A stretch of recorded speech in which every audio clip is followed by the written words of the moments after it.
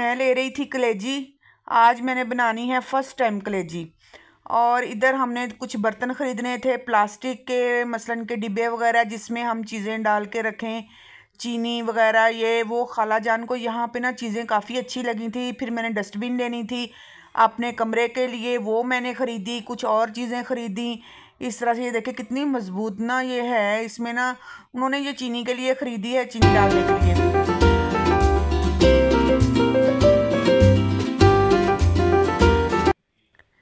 अस्सलाम वालेकुम मेरे वीर ते वीरनियों, की हाल जे थोड़ा? ठीक ठाक खैरियत नाल हो?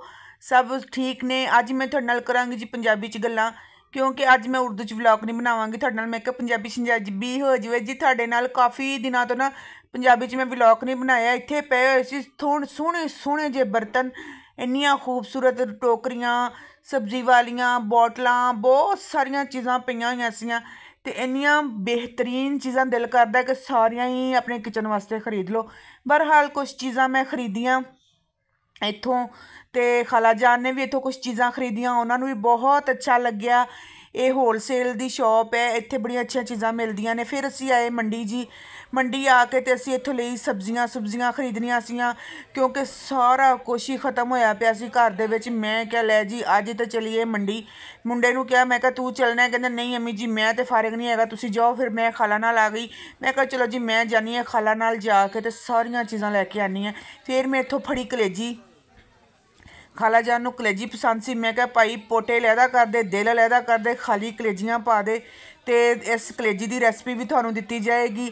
बगैर पानी तो कलेजी पक्केगी जी, बगैर एक सिप पानी दी नहीं पानी आपां। लो जी इत्थे कलेजियां कलूजियां लै लियां, गोश्त गूश्त लै लिया। फिर साडी नज़र पै गई जी समोसियां ते। समोसे सानूं देख के हसदे पे सी भी लै लो हुण सानूं भी लै लो, असीं भी तुहाडे वास्ते बैठे होए हैं। असीं फिर की कीता, असीं लै ले जी, की कर सकदे सी। इत्थे भाई नूं क्या पा भाई चटनियां शटनियां पा छापर दे विच ते दे वावा सारे समोसे, बच्चे ने इंजॉय करन घर जाके।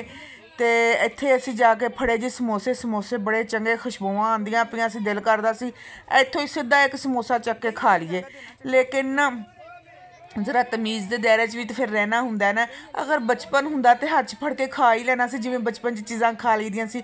हुण वड्डे हो गए, नकाब च होई दा ते चीज़ां हत्थ च पा के खांदे ते शर्म ही आंदी। लओ जी इत्थे असीं समोसे लै लेने, बह गए हैं जी रक्शे ते।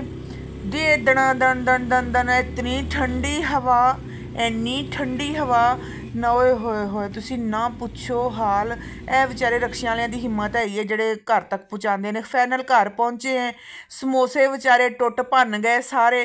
किसे दी पसली टुट गई ते किसे दी लत्त टुट गई ते किसे दी बांह टुट गई। ते आंदियां आंदियां समोसियां दा हो गया जे सत्यानाश। बहरहाल विकास बेटा आके मेरे नाल समोसे इंजॉय कर लो, तो लाइक कर दो, तो शेयर कर दो, तो दुआवां च याद रख दो। ते एलो जी वीडियो दा हो गया जे एंड।